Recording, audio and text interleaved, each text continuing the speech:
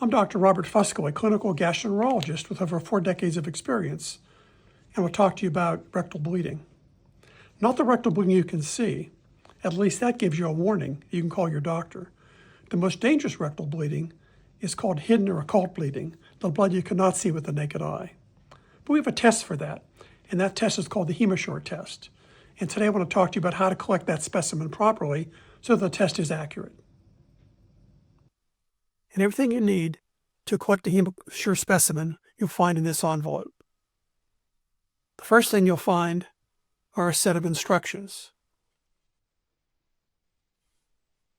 These instructions are in English and Spanish. If you have any questions, you can refer to these instructions. You may wish to read them before you begin. Secondly, you'll find 2 adhesive strips, which are used to form a paper sling across the commode to collect the specimen, so you're not fishing for the specimen. They give you 1 extra. You only need 1 for the procedure. The most important thing is the collection tube, which contains a special fluid for the test. When you first open the specimen container, you should unroll the label and attach your name, your date of birth, and the date of the collection, and roll it back up. Print carefully so it's readable. You also obtain a specimen pouch in which we'll place the container once the specimen's collected. And those are the 4 items you'll be using. Now, in terms of the collection tube, there are a couple errors that people make that invalidate the test. The first is to spill out the fluid. Without that fluid, the test cannot be performed. The second is they inadvertently or mistakenly fill the container with stool. That's not how the test is done. You'll extract this plastic wand and you'll stab the stool specimen in 6 different areas. You'll place the wand back in the fluid, seal the container, and that's all the specimen that's required. You do not fill the specimen container with stool. Now you see, you don't want to mix urine with this test, so first you should urinate and then flush the commode.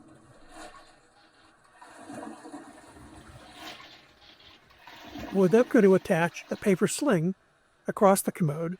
You want the adhesive to adhere, so it's best to wipe off the sides of the rim. You can discard that tissue in the commode. You want the rim to be dry and clean. They give you 2 paper slings. You only need 1. You'll take the paper sling and unfold it. And there's an adhesive tab at each end. So we'll unfold it, find the first tab, and remove the backing very simply. And then the second tab on the opposite end. Very simply remove the tab. Or perhaps not so simply.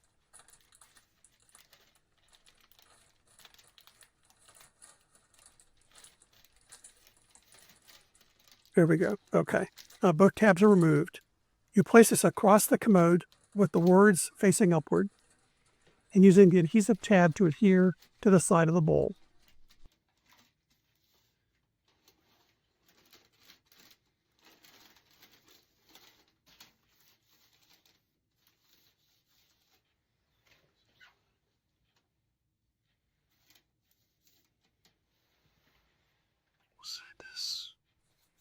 Now we'll collect the specimen of your bowel movement. We will substitute this purple sponge for the bowel movement. Next, you unscrew the top of the specimen container, being careful not to spill out the fluid within.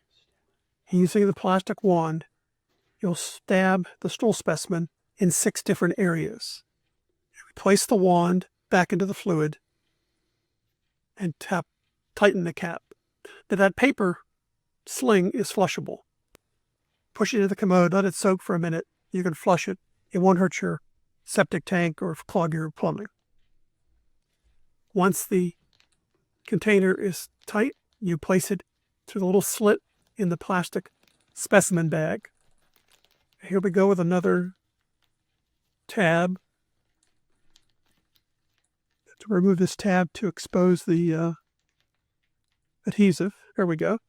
and you'll fold this over to seal the plastic specimen bag. Now, the last step is to place the specimen bag back into the paper mailer.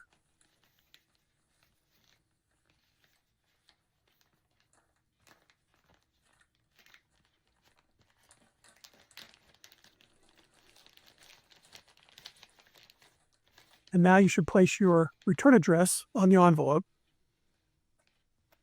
and seal the paper envelope. You have two choices. You can either go to the post office to get the correct postage to mail it. It's going to be more than a first-class envelope. This is a human specimen, and they do charge more. Or to save a few dollars, you can simply drop it off at our office.